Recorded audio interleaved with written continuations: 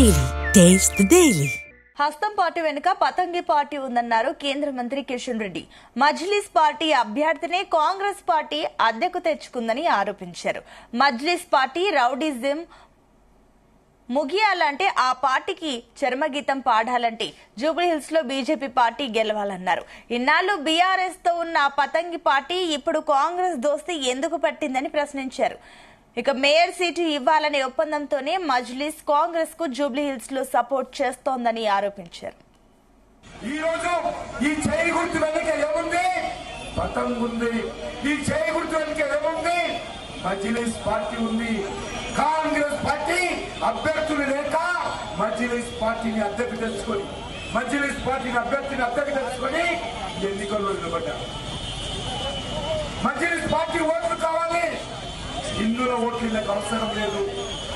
Majlis party మద్దతు ఉంటే చాలు తెలంగాణను పెత్తనం చేస్తామని 10 సంవత్సరాల పాటు కేసీఆర్ ఆలోచన చేశారు. ఇప్పుడు రేవంత్ రెడ్డి ఆలోచన చేస్తాం.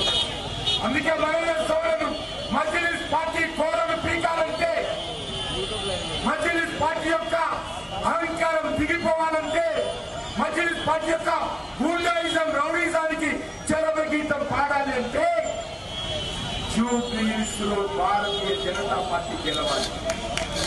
ఈ తెలంగాణ గడ్డ మీద కాషాయ జెండా ఎగరాలి.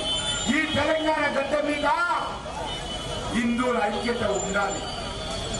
ఎందుకో ఈ మజ్లిస్ పార్టీ గూండాల పార్టీ, అది రౌడీల పార్టీ. ఈ మజ్లిస్ పార్టీ ముస్లింలకు మేలు చేయదు, కుటుంబానికి మేలు చేస్తుంది, గూండాలకు అండగా ఉంటుంది, రౌడీలకు అండగా ఉంటుంది.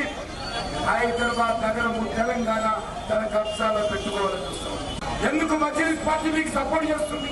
మొన్నటి వరకు ఇదే మజ్లిస్ పార్టీ టీఆర్ఎస్ కు సపోర్ట్ చేసింది కదా. కేసీఆర్ భుజాల మీద అన్నాదమ్ములు ఓవైసీ బ్రదర్స్ ఊరేగించారు కదా. మరి ఈ రోజు మీ దగ్గరికి ఎట్లా వచ్చిందో చెప్పాలి. హైదరాబాద్